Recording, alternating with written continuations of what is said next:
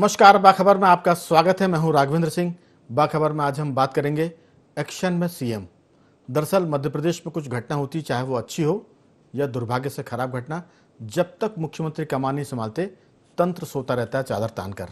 भोपाल की घटना है, स्कूल का मामला। एक बच्ची से बस में छेड़छाड़ हुई और बच्ची के साथ दोबारा तिबारा जब छेड़छाड़ हुई और उसने अपनी जब माँ को बताया, घर में बताया, तब प्रशासन और स्कूल प्रबंधन एक्शन में आया। लेकिन घटना के 72 घंटे बाद भी कोई बड़ी कार्रवाई नहीं हुई, क्योंकि भोपाल के या मध्य प्रदेश के जो स्कूल हैं, प्राइवेट हो चाहे कोचिंग इंस्टीट्यूट हो, वहाँ कैमरे तो लगे होते हैं, लेकिन कैमरे चालू है कि नहीं ये कोई देखने वाला नहीं है। जबकि सिस्टम ये कि उनकी निगरानी होनी चाहिए, हफ्ता या महीने में उसकी रिपोर्ट होनी चाहिए। मुद्दे की खबर यह है कि बिलाबोंग स्कूल है भोपाल में, 3 दिन पहले एक लड़की, छोटी 3.5 साल की बच्ची के साथ रेप की घटना का खुलासा हुआ। पुलिस ने इस मामले में आरोपी को गिरफ्तार किया है और उसका साथ देने वाली एक महिला जो उसकी सहयोगी थी बस में, उसको गिरफ्तार हुआ है। लेकिन जांच की शुरुआत में जो खबरें आ रही वो बहुत चौंकाने वाली, क्योंकि स्कूल में जो कैमरे थे उसकी रिकॉर्डिंग का कोई प्रावधान नहीं था, यानी कैमरे सिर्फ देखने के लिए थे। बस में जो कैमरा लगा था उसमें भी जो डीवीआर बॉक्स है वो खाली पड़ा हुआ था। कुल मिलाकर घटना होने पर आरोपी पकड़ में आए, इसके कोई भी इंतजाम नहीं थे। इस पूरे मुद्दे पर विस्तार से बात करेंगे। खास बात इसलिए भी है क्योंकि भोपाल में स्कूल बसों की जब चेकिंग हुई तो सभी, लगभग सारी बसों में सारे सिस्टम बंद पाए गए, सारा सिक्योरिटी सिस्टम फेल था। मुद्दा महत्वपूर्ण है, घर घर से जुड़ा हुआ है और बच्चों के जीवन से जुड़ा है। इस पर चर्चा के लिए हमारे साथ स्टूडियो में है वरिष्ठ पत्रकार रमेश शर्मा जी, हमारे युवा पत्रकार साथी आशीष दुबे जी, और टेलीफोन लाइन पर हमारे साथ रहेंगे कॉलमिस्ट और कानून के जानकार जीके छिब्बर जी। हम कोशिश कर रहे हैं कि बिलाबोंग स्कूल के किसी पेरेंट्स से, बच्चों के पेरेंट्स से बात हो, तो अगर उनसे हमारा संपर्क होता तो वो बात भी कराएंगे, क्योंकि एक खबर उसमें निकल कर ये आई है कि एक पेरेंट्स ने पिछले साल अपने बच्चे को इसलिए स्कूल से बाहर निकाला था क्योंकि खबर ये कि वहाँ धर्मांतरण की बात होती है। तो ये एक तरह से इसमें नया एंगल है, इस पर फिर विस्तार से कभी बात करेंगे। लेकिन अभी हम फोकस कर रहे हैं अपराध पर और स्कूल प्रबंधन की लापरवाही पर। रमेश शर्मा जी, इस स्कूल के मामले में, ये विदेशी स्कूल है, इसकी फ्रेंचाइजी नज़म जमाल के एक शख्स हैं उनके पास है। उनकी पत्नी समीला जमाल वो इसमें डायरेक्टर है। इसकी जो सेकंड डायरेक्टर है वो उनका अपना बेटा है सिकंदर जमाल, और सीईओ इसके हैं फैजल अली, और आईटी के जो एचओडी हैं वो है सलाउद्दीन। तो ये पूरे स्कूल के प्रबंधन के टॉप लोग हैं जो शिखर पर हैं। आपको क्या लगता है कि क्या मुख्यमंत्री अगर किसी बात पर 72 घंटे बाद एक्शन लेंगे तब भोपाल की पुलिस काम करेगी? क्योंकि कमिश्नर प्रणाली के बाद लोग उम्मीद करते हैं कि भोपाल की पुलिस ज़्यादा सक्रिय होगी। लेकिन हाल यह है कि जब तक गृह मंत्री कुछ ना कहें, जब तक मुख्यमंत्री कुछ ना कहें, पूरा सिस्टम चादर तान के सोता है। आपकी राय? ये इसमें कोई शक नहीं कि ये घटना बहुत गंभीर घटना है, और जैसा कि स्कूल में आपने पदाधिकारियों के नाम बताए हैं, वो सब एक ही परिवार के हैं जी। भाई है, साला है, बेटा है, पत्नी है, तो वो एक ही परिवार के सारे लोग हैं। और मुझे आश्चर्य होता है कि कुछ दिनों पहले इंदौर में इसी तरीके की बड़ी घटना बस को लेकर के, बस चालक कंडक्टर को लेकर के, ड्राइवर को लेकर के हुई थी, और उसके बाद भी प्रशासन इसमें चेता नहीं। ये घटना आ गई, घटना आकर के पहले तो पुलिस इसमें थोड़ी सी टालमटोल भी कर रही थी करने के लिए। जब पेरेंट्स ने दबाव डाला तो उन्होंने इस पर कार्रवाई की। कार्रवाई करने के बाद, और वाकई ये घटना होते ही स्कूल प्रबंधन को भी चेतना था, विभाग को, शिक्षा विभाग को भी चेतना था, पुलिस विभाग को भी चेतना था, लेकिन सारे के सारे लोग ठंडे बस्ते में चले गए। मुझे कई बार ये लगता है कि प्रशासन में बैठे हुए सारे लोग, नीचे से लेकर के ऊपर तक, वो सारे के सारे लोग केवल नौकरी करते हैं, समय पर तनख्वाह मिल जाए, किस तरीके से उनका दिन पूरा हो गया तो उनका काम हो गया। मुझे आप ये बताइए कि बहुत आश्चर्यजनक बात इसमें सामने आई है कि ना तो स्कूल में कैमरे काम कर रहे हैं, ना बस में कैमरे काम कर रहे हैं। क्या नियमित चेकिंग का शिक्षा विभाग द्वारा कोई सिस्टम नहीं है क्या नियमित चेकिंग करने का? और फिर बस वगैरह को लेकर के तो ट्रैफिक वाले भी को भी तो चेक करना चाहिए। हर चौराहे पर पुलिस खड़ी रहती है, क्या उन्होंने देखा कि इस बस में कैमरे चल रहे हैं कि नहीं चल रहे? मैं समझता हूँ इस मामले में जिस तरीके से लापरवाही स्कूल ने की है, जिस तरीके से ये इसमें आ रहा है कि वो धर्मांतरण भी कराते थे, थे।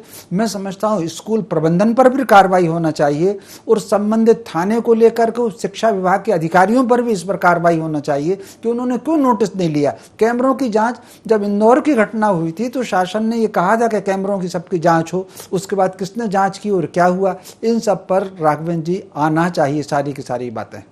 बिल्कुल, लेकिन इसमें एक चीज़ और है कि इस पूरे मामले को जब ये घटना घटित हुई रमेश शर्मा जी, तब भोपाल का एक बहुत नामी स्कूल है, क्योंकि अभी हमारी उनके प्रबंधन से अधिकृत तौर पर बात नहीं हुई, इसलिए हम उसके नाम का खुलासा नहीं कर रहे हैं, लेकिन ये भोपाल के नंबर 1 और 2 स्कूलों में माना जाता है। खबर यह कि उन्होंने 500 कैमरे खरीदे हैं जो उनके यहाँ फिट किए जा रहे हैं। इसका मतलब कि इस घटना के पहले तो जो अपराध घटित हुआ है उसकी कोई भी जानकारी स्कूल के रिकॉर्ड में नहीं होगी। अब जरूर कैमरे लग रहे हैं, लेकिन वो कैमरे लगने के बाद कितना काम करेंगे, कितना, और अभी एक जो नई अपडेट हमको मिली वो स्कूल प्रबंधन के 4 शीर्ष लोग हैं, उनके खिलाफ पुलिस ने एफआईआर दर्ज की है। जैसी दफाएं पता होगी हम चर्चा में उसको जरूर जोड़ेंगे कि आखिर वो कौन कौन सी धाराएं हैं जिनके तहत मुकदमा दर्ज हुआ। लेकिन मैं आपको बता रहा था कि कैमरे लग रहे हैं, लेकिन कैमरों की रिकॉर्डिंग का कोई पता नहीं है। अगर कैमरे सिर्फ दिखाने के लिए लग रहे हैं तो कोई उसका मतलब नहीं, क्योंकि जब जांच होती है तो मालूम होता है कि या तो कैमरे खराब थे या रिकॉर्डिंग में वो चीज़ नहीं आई। इसका मतलब कि वो सब दिखाने की होती है, अपराधी अपराध करते हैं और साक्ष्य के अभाव में वो बच जाते हैं। अभी जो स्थिति है आशीष जी, इस पूरे मामले में ड्राइवरों की आंखों की जांच भी होनी चाहिए, क्योंकि वो अगर गाड़ी चलाते हैं, अगर उनकी नज़र कमजोर हो तो एक्सीडेंट की घटना होती है, क्योंकि बच्चों के स्कूल लेके लाना और जाना ट्रैफिक वाले इलाके से बड़ा मुश्किल होता है। जो नियम अभी है कि साथ में स्कूल का एक टीचर उस बस में हो ताकि वो बच्चों को एस्कॉर्ट करे जब वो बच्चे चढ़ रहे होते हैं बस में और जब वो स्कूल के लिए उतर रहे होते हैं। तो मुझे लगता है कि ये सब चीज़ें तो आएंगी ही, लेकिन सवाल यहाँ ये होता है कि जो घटना हुई है उसके बाद पुलिस ने और प्रशासन ने भोपाल के जो कोचिंग इंस्टीट्यूट है वहाँ फायर सिस्टम कितना बेहतर काम कर रहा है, क्योंकि गुजरात के एक शहर में कोचिंग इंस्टीट्यूट में आग लगी थी और बच्चों को हमने पहली और दूसरी तीसरी मंजिल से कूदते हुए देखा था। उसके बाद से कोचिंग इंस्टीट्यूटों में भी कुछ जांच पड़ताल नहीं हुई। अभी पिछले दिनों की बात है, भोपाल के मध्य प्रदेश के जौलपुर में एक अस्पताल में आग लगी थी, 8 मरीजों की डेथ हो गई थी, आग से जल गए थे। तो ये जो प्रशासन का मामला है, हमारा फोकस इस घटना को लेकर प्रशासन पे कि आखिर प्रशासन में इतनी जड़ता, इतनी आक्रमणता क्यों कि वो जब तक मुख्यमंत्री नहीं बोलेंगे, जब तक उनका चाबुक नहीं चलेगा, वो काम नहीं करता है। आपका इसमें क्या कहना है? देखिए, ये तो प्रशासन की सबसे बड़ी चूक है और ये सनातन है, ये हमेशा होती आई है। ये इसको तो सबसे पहली गलती माना जाना चाहिए। बाकी बात बाद में। अभी ये जरूरी है कि जो प्रशासन के जिम्मेदार लोग हैं ये भी उसमें चिन्हित किए जाने चाहिए कि किसकी जिम्मेदारी थी कि जो बसों को देखे या जो भी सुपरवाइज करने का जो भी एक प्रोसेस था उसमें उनकी भी जिम्मेदारी इसमें तय होनी चाहिए, ताकि प्रशासन आइंदा जो है थोड़ा सा मुस्तैद रहे। थोड़ा सा ही कह सकते हैं क्योंकि प्रशासन तो वही चाबुक से ही चलता है, तो थोड़ा सा मुस्तैद रहे। तो इसमें कोशिश ये होनी चाहिए कि उनको भी चिन्हित करें जिनकी प्राथमिक जिम्मेदारी बनती, चाहे वो शिक्षा विभाग का अफसर हो, उस बीट का पुलिस अफसर हो या आरटीओ का अफसर हो या जो भी जहां भी जो भी होते हैं, तो वो सबसे पहले होना चाहिए। तो उसमें ये कोई चीज, इससे एक थोड़ा सा खौफ तो कम से कम इन लोगों में आएगा। दूसरी बात यह है कि ये जो इस तरह के जो संस्थान हैं, चाहे नर्सिंग होम हो या चाहे इस तरह के बड़े स्कूल हों, सो कॉल्ड बड़े स्कूल हों, तो ये सब प्रभावशाली लोग चलाते हैं। तो इस वजह से जो इनका जो एक थोड़ा बहुत जो रसूख या जो थोड़ा बहुत असर या जो इनकी नेटवर्किंग होती है पॉलिटिकल लेवल पे या प्रशासनिक स्तर पे जो इनकी नेटवर्किंग होती है, उसकी वजह से जो छोटा कर्मचारी होता है या जो भी लोग होते हैं थोड़ा सा कार्रवाई करने से डरते हैं। ये बात आज सुबह बैठक में भी आई है, जो सुबह बैठक हुई है उसमें कहा है प्रभावशाली लोगों पे एक्शन लेने से संदेश जाएगा। तो अब ये सरकार की विल होगी कि वो कितना इसको सार्थक बना पाएगी। आशीष जी, अगर सरकार ये कहे कि आप बड़े लोगों पर कार्रवाई ना करो, तब पुलिस कार्रवाई ना करे तो समझ में आता है। सरकार कह नहीं रही, आप ये सोचकर कि बड़े लोगों के स्कूल है इसलिए हम कार्रवाई ना करें, सोते रहें, ये बात को समझ में नहीं आती। यही तो एक ताना बाना है जो एक नीचे स्तर पे कई बार बन जाता है या बिगड़ जाता है, जो भी चीजें होती हैं। आप देखिए कि जो नर्सिंग होम का मामला है जिसमें लोग जिंदा जले, तो ये तो पहले से इसके नियम फायर सेफ्टी के, इसका अमल क्यों नहीं होता? नगर निगम और उस दूसरे जो संस्थाएं होती वो नहीं होती। बसों में जिंदा लोग जल गए, ये बात आई, उसके लिए पूरी एक गाइडलाइन बनाई गई कि बसें ऐसी होंगी, इतनी सीटें होंगी, यहाँ गेट होगा, उसका क्या हुआ, कई बार वो खामियां उसमें निकल जाती हैं इस तरह की बसों में। तो ये चीजें जो हैं ये प्रशासन के स्तर पर, प्रशासन के लोगों को चिन्हित करने से भी शुरू होनी चाहिए। बिल्कुल। कि पुलिस के अफसर इसमें क्या कर रहे थे, नगर निगम के क्या कर रहे थे, शिक्षा विभाग क्या कर रहा था। बिल्कुल, हम इसी पर विस्तार से बात करेंगे। और बस ये बहुत अच्छा है कि स्कूल प्रबंधन पे कार्रवाई हो रही है, तो ये एक स्थायी रूप से डर के रूप में बैठेगा स्कूल प्रबंधन को भी इसमें, क्योंकि ये बात भी आई थी। ये भी अगर निचला पुलिस का स्टाफ उनके प्रति उदार है तो फिर वो कार्रवाई कितनी सख्त होगी, कितनी कारगर होगी, अदालत में जाके इस पर भी हम बात करेंगे। हमारे साथ जी के छिब्बर जी जो कानून के जानकार भी हैं, कॉलमिस्ट भी है, मैं उनसे पूछूंगा इस पूरे मामले में। कि उसके पहले मैं आग्रह करूंगा हमारे टेक्निकल स्टाफ से कि वो पूरी स्क्रीन पर ये जरूर खबर दिखाए कि पुलिस ने स्कूल प्रबंधन के 4 बड़े कर्ता धर्ताओं पर केस दर्ज कर लिया है, एफआईआर हो गई है। ये फुल स्क्रीन पर दिखाएं ताकि लोगों को पता चले कि सरकार सीएम के बाद एक्शन में आई है, पुलिस एक्शन में आई है। छिब्बर जी, आपका बहुत बहुत स्वागत है। प्रिंसिपल आशीष अग्रवाल, ट्रांसपोर्ट मैनेजर सैयद बिलाल पर केस दर्ज हुआ है, नजम जमाल पर केस दर्ज हुआ जो इसके फ्रेंचाइजी के कह सकते हैं स्कूल के मालिक है। चारों के खिलाफ 188 पास्को एक्ट के तहत ये कार्रवाई की गई है। तो कुल मिलाकर हम कह सकते हैं कि मुख्यमंत्री शिवराज सिंह चौहान के कड़े निर्देश के बाद पुलिस एक्शन में आई है। ये एक अच्छी खबर है, लेकिन बस सवाल है कि क्या मुख्यमंत्री बोलेंगे तब एक्शन में आएगी? छिब्बर जी, आपकी राय कि इसमें और कौन सी कानूनी कार्रवाई हो सकती है? राघवन जी, ये बड़ी अच्छी अपना अभी ये जो आपने खबर सुनाई कि 4 जो अधिकारियों के खिलाफ जो केस रजिस्टर हुए हैं, मैंने अभी कुछ दिन पहले स्टडी किया था कि हिंदुस्तान में जितने भी बड़े बड़े स्कूल हैं इसमें कम से कम 300-400 इस टाइप के केस चले हैं जी। लेकिन इसमें जो उनके संचालक होते हैं या प्रिंसिपल होते हैं वो थोड़ा होल्ला होता है, तो 2-3 एक आदि में 15-20 दिन के लिए अरेस्ट होते हैं और बाद में उनको जमानतें रहती हैं जी। लेकिन जो कर्ता धर्ता होते हैं, जो एक्यूज होते हैं, वो उनको 2-3 साल, 4 साल, 5 साल तक की सजा होती है जी। जैसे अभी रमेश शर्मा जी ने बताया था इंदौर का जो मामला था, उसमें भी वो प्रिंसिपल को घेरा था, बड़ी मुश्किल से 2-3 महीने में उसकी जमानत हुई थी और जमानत के बाद में आज तक उसका आगे क्या हुआ उसका कोई पता नहीं चलता। लेकिन मेरा आपसे सीधा सवाल यह कि पुलिस ने पास्को एक्ट के तहत जो स्कूल के मालिक हैं, जिनके पास फ्रेंचाइजी है, नजम जमाल, इन पर केस दर्ज किया है। स्कूल के प्रिंसिपल आशीष अग्रवाल पर है केस दर्ज हुआ है। ट्रांसपोर्ट मैनेजर सैयद बिलाल पर केस दर्ज हुआ है। ये धारा 188 पास्को एक्ट 21 के तहत दर्ज हुआ है। इसमें जो सीओ हैं फैजल अली, इन पर भी केस दर्ज हुआ है। क्या इस पर अगली कार्रवाई क्या होगी? इनको जमानत के लिए कितना वक्त लगेगा? ये कितनी सजा होती है? जरूर हमें जानकारी शेयर करें। ये अरेस्टिंग होते हैं तो जो जैसे दिल्ली का जो रेहान वाला केस था उसमें भी 2-3 महीने लगे थे। इंदौर वाले केस में भी 1-2 महीने में जमानत में लगे थे। तो कह सकते हैं कि इसमें अगर गिरफ्तारी होती है तो 2-3 महीने उनको जेल की हवा खानी पड़ सकती है, हम मान के चले। मैं लौटता हूँ हमारे साथ एक और जो पेरेंट्स हैं स्कूल में, पिछले साल जिनका बच्चा स्कूल में पढ़ता था, सिप्पी जी हैं। सिप्पी जी, आपका बहुत बहुत स्वागत है। मेरी आवाज सुन पा रहे हैं? हम कोशिश करते हैं, उनसे टेलीफोन संपर्क हमारा कट गया है। रमेश शर्मा जी, ये जो सारा मामला है, बिलाबोंग के जो मालिक हैं, जो फ्रेंचाइजी जिनके नाम है, ऑस्ट्रेलियन स्कूल है, ये उनकी फ्रेंचाइजी है। नजम जमाल, उन पर केस दर्ज हुआ है। फैजल अली पर केस दर्ज हुआ है। जो प्रिंसिपल है आशीष अग्रवाल, उन पर केस दर्ज हुआ है। और एक और जो उनके सीईओ है, कुल मिलाकर जो पूरा ट्रांसपोर्ट का काम देखते हैं, उन पर भी केस दर्ज हुआ है। आपकी राय कि सरकार का एक्शन तो सही दिशा में है, लेकिन इतनी देरी की क्या वजह है? क्योंकि 72 घंटे से ऊपर इसमें बीत गए थे और कार्रवाई का सिलसिला अब शुरू हुआ है। नहीं, निश्चित रूप से मुख्यमंत्री जी ने जब इस पर एक्शन लिया, बैठक ली, निर्देश दिए, नाराजी दिखाई, तब ये कार्रवाई हो पाई है। वरना प्रशासन तो इन प्रभावशाली लोगों का, जैसा कि आशीष जी ने कहा कि प्रभावशाली लोगों का प्रशासन पर कहीं ना कहीं ऐसा रहता तो प्रशासन उसमें दाएं बाएं करने की कोशिश करता है। ये जो कार्रवाई हो गई है ये तो ठीक हुआ है, लेकिन इसमें अब ये देखने की भी बात है कि कई बार दबाव में आकर के मुकदमा तो दर्ज हो जाता है, लेकिन उसकी जांच में उतनी ढिलाई बरती जाती है है कि आरोपियों को उसका लाभ फिर कोर्ट में भी मिल जाता है। तो मैं समझता हूं अब इसमें यह बात भी ध्यान रखी जाना चाहिए कि उसकी जांच में कुछ ना कुछ कमी ना छोड़ी जाए।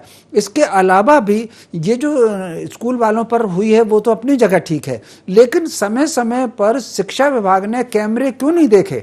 शिक्षा विभाग के अधिकारी को, या जो ट्रैफिक में है, भाई बसें चलती हैं तो रोड पर ही तो बसें चलती हैं, अक्सर उनकी जांच होती है, तो मैं समझता हूं उस पर भी होना चाहिए। और एक निर्देश मुख्यमंत्री जी को भावना को ध्यान में रख करके पुलिस अधिकारियों को, अपने ट्रैफिक को यह निर्देश देना चाहिए, वो अगर चौराहे पे खड़े हो रहे हैं, स्कूल की बसें निकल रही हैं, तो उनको रोक करके कहीं ना कहीं चेक, उनके कैमरे चेक कर लें। एक बार पुलिस वाला स्कूल की बस में अगर चला जाएगा तो मैं समझता हूं कंडक्टर को, ड्राइवर को और जो स्टाफ है उसको पुलिस की वर्दी का तो खौफ रहेगा। ये कदम इन घटनाओं को ध्यान में रख करके उठाया जाना चाहिए। बिल्कुल। शर्मा जी, इसमें एक चीज़ और मैं जरूर पूछूंगा आपसे। हमारे साथ जो पेरेंट्स निर्मल जी हैं, निर्मल सिप्पी, वो जुड़ गए। निर्मल जी, बहुत बहुत स्वागत है आपका। जी धन्यवाद साहब। दरअसल आपकी परिवार के बारे में ये पता चला कि आपने पिछले साल अपने बच्चे को इस स्कूल से निकाला, क्या वजह थी, क्यों निकाला? मैंने जो अपने बच्चे को निकाला उसका रीजन ये था कि वहां पर हिंदू विरोधी बहुत सारी गतिविधियां हो रही थी, और मेरे बच्चे का तो जो मोहम्मद सलाउद्दीन खान है, जी हेलो जी, आपकी आवाज आ रही है। वो मेरी पत्नी का ब्रेन वॉश कर चुके हैं, उनका तो वो धर्म परिवर्तन करवा ही चुके हैं, साथ ही मेरे बच्चे का भी धर्म परिवर्तन करवाना चाहते हैं। तो मैंने तो बड़ी लड़ाई करके उनको निकाला है, बच्चे को अपना वहां से। अच्छा, किस क्लास में था आपका बेटा? मेरा बेटा 8th क्लास में था। अच्छा, तो आपने इसकी कोई रिपोर्ट दर्ज कराई थी थाने वाने में? किसी जी, मैंने थाना रातीगढ़ में इसके बारे में पूरी एक एप्लीकेशन दी थी, बट सलाउद्दीन खान के खिलाफ किसी भी प्रकार का मामला, प्रकरण दर्ज नहीं हुआ, जबकि मैं FIR करने के लिए आज भी कोशिश कर रहा हूं कि इस मामले में उसकी FIR हो। और जहां तक रहा इस बच्ची का सवाल, तो आपने बिल्कुल ठीक कहा अभी कि इस तरह के मामले सामने आने चाहिए और स्कूलों के ऊपर काफी निगरानी रहनी चाहिए, क्योंकि मेरे बच्चे के साथ भी 19 सितंबर 2019 को इस तरह का प्रकरण हुआ है, जहां पर उसका सेक्सुअल अब्यूज स्कूल के अंदर हुआ। एंड जिसकी की, क्योंकि मेरी पत्नी उस वक्त टीचर थी और उन्होंने इस मामले को अपने लेवल पर हैंडल किया, और स्कूल ने बहुत ही लापरवाही करी, और उसी लापरवाही का ये नतीजा है कि आज इस तरीके के मामले और बढ़ रहे हैं। अगर स्कूल उस वक्त ये छोटे छोटे मामलों को नजरअंदाज नहीं करता तो शायद ये इस तरीके का बड़ा मामला नहीं होता। ये सलाउद्दीन किस पोस्ट पर है स्कूल में? सलाउद्दीन खान जो है वो IT डिपार्टमेंट के हेड हैं स्कूल में। जी, तो अभी आप कोई ताजा शिकायत दर्ज कराना चाहते हैं क्या पुलिस थाने में? ये जो CCTV वाला फुटेज जो डिलीट करने वाला मामला है, क्योंकि सलाउद्दीन खान जो है वो ही IT डिपार्टमेंट के हेड हैं, तो मुझे लगता है कि इसमें इनका भी काफी बड़ा हाथ है सारी CCTV फुटेज को डिलीट करने में। बिल्कुल। तो चलिए, आप अगर और कुछ जानकारी देना चाहते हो तो हमसे शेयर करें, या बात आपकी पूरी हो गई तो मैं आपको धन्यवाद करूं। कुछ और मैं बस इतना ही कहना चाहूंगा आखिरी में कि जैसा अभी भाई साहब ने बोला कि पुलिस वाले और ये सारी चीजें होनी चाहिए, मुझे लगता है कि स्कूल के जो बड़े एडमिनिस्ट्रेटिव पोजीशन के जो लोग हैं उन्हें भी प्रशासन का डर होना चाहिए, क्योंकि जो बड़े बड़े स्कूल हैं उन्हें प्रशासन का और कानून का कोई डर नहीं है। बिल्कुल, इस वजह से ये सारी चीजें होती हैं। तो इस मामले में CBI की जांच होना बहुत जरूरी है, जिससे कि इस स्कूल से रिलेटेड और भी मुद्दे सामने आए, जिससे कि बाकी भी जो बड़े लोग स्कूल हैं उन पे भी ये प्रेशर बने कि नहीं, किसी भी तरह की अगर कोई छोटी सी भी गलती या कोई गलत काम स्कूल में हो रहा है तो वो उसको तुरंत रोकें। चलिए, बहुत बहुत धन्यवाद, आपने बड़ी हिम्मत से इस पूरी बात को हमसे शेयर किया। अगर आप चाहें तो मुझे लगता है कि सरकार और पुलिस दोनों एक्शन में आप शिकायत दर्ज कर सकते हैं। जी बिल्कुल, मैं बिल्कुल चाहूंगा शिकायत दर्ज करना। मैं सलाउद्दीन खान के खिलाफ FIR की मांग पहले दिन से कर रहा हूं, और इसमें मुझे आप सबका सहयोग लगेगा कि सलाउद्दीन खान के खिलाफ हम FIR दर्ज कर सकें और इस प्रकरण की पूरी जांच हो, और स्कूल के खिलाफ CBI जांच हो, जिससे कि और भी बाकी के प्रकरण सामने आ सके। बहुत निजी मामला है। ब्रेन वॉश करने के बाद आपकी वाइफ का धर्म परिवर्तन हुआ, अब वो क्या करें? उसी स्कूल में है या कहीं चली गई हैं? मुझे इस बारे में कोई भी नॉलेज नहीं है कि वो कहाँ हैं और किस जगह पर रह रही हैं, क्योंकि ये जो भी जहां पर भी रखा हुआ है वो इन्हीं के अंडर में रह रही हैं, वो कहीं पर।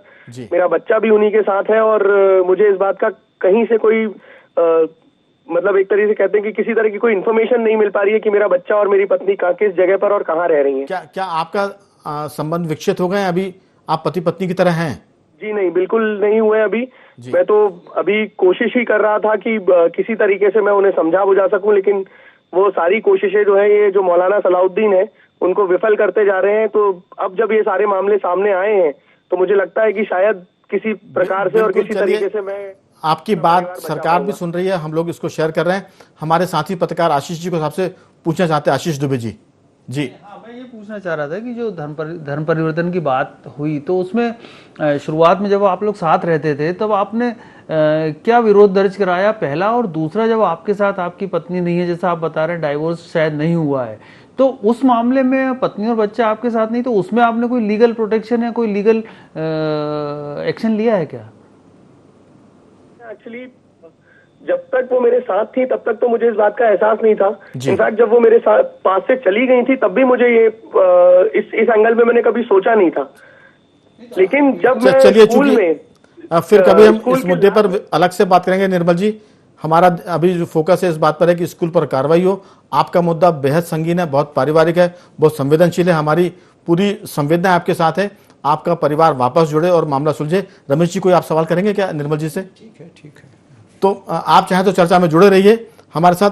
रमेश शर्मा जी, इस पूरे मामले में घटना यह है कि अगर ये सब कुछ चल रहा है तो फिर भोपाल की पुलिस ने बाकी जो स्कूल हैं बिलाबोंग के अलावा, वहाँ की स्कूल की बसों में, स्कूल के अंदर जाके जो रिकॉर्डिंग होती है उसको चेक किया या नहीं किया, और अगर चेक किया और वहाँ रिकॉर्डिंग नहीं मिली तो उस स्कूल प्रबंधन पर क्या कार्रवाई वो कर रहे हैं? क्योंकि सारे स्कूलों में बसों में जीपीएस सिस्टम को चेक करना चाहिए, बसों में लगे कैमरे के रिकॉर्डिंग सिस्टम को चेक करना चाहिए, और स्कूल में भी जो कैमरे लगे होते हैं उनमें कितने दिन की रिकॉर्डिंग वो सुरक्षित रखते हैं उसकी भी जांच जरूरी है। और इस मामले में जो जिला शिक्षा अधिकारी है वो स्कूल को किस तरह से हैंडल कर रहा है, क्योंकि असल जड़ तो वही है, इसलिए ये घटना हुई है।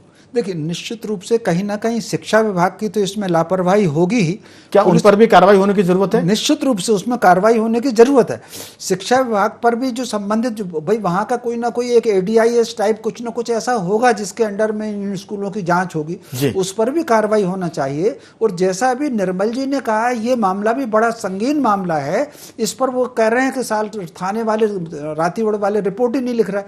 मैं समझता हूँ आपके चैनल के माध्यम से सरकार से यही अपेक्षा करना चाहें तो इस मामले पर भी मुकदमा दर्ज होना चाहिए और नए सिरे से सारी गतिविधियों की वहां पर जांच होना चाहिए कि क्या गतिविधि, इसका मतलब निर्मल जी की पत्नी उनको मिले कम से कम और उनका बच्चा उनको मिले, इस पर भी निश्चित रूप से इस पर मुकदमा दर्ज हो और वहां जो क्या गतिविधियां चल रही उस स्कूल में इसकी भी जांच होना चाहिए। और इसके साथ साथ भोपाल के सारे स्कूलों का चेकिंग अभियान, खासतौर से ये तथाकथित बड़े स्कूल हैं जो हमको भ्रमित करने के बाद जो लाखों रुपया फीस वसूल करते हैं और उनके यहाँ यह हालत होती है, तो इनकी सामूहिक जांच होना चाहिए, अभियान चलना चाहिए। ये अभियान पुलिस भी चलाए, ये अभियान शिक्षा विभाग भी चलाए, तब ये मैं समझता हूं कुछ सुधार उसमें हो पाएगा। बिल्कुल। छिब्बर जी, जो बात आपने सुनी निर्मल जी की, हालांकि हम बार बार ये कह रहे हैं कि हमारा उस पर फोकस नहीं है, लेकिन एक परिवार का मामला, एक परिवार टूट गया, उनकी पत्नी और बच्चे उनसे अलग हो गए हैं, उनको पता नहीं कि वो कहाँ है।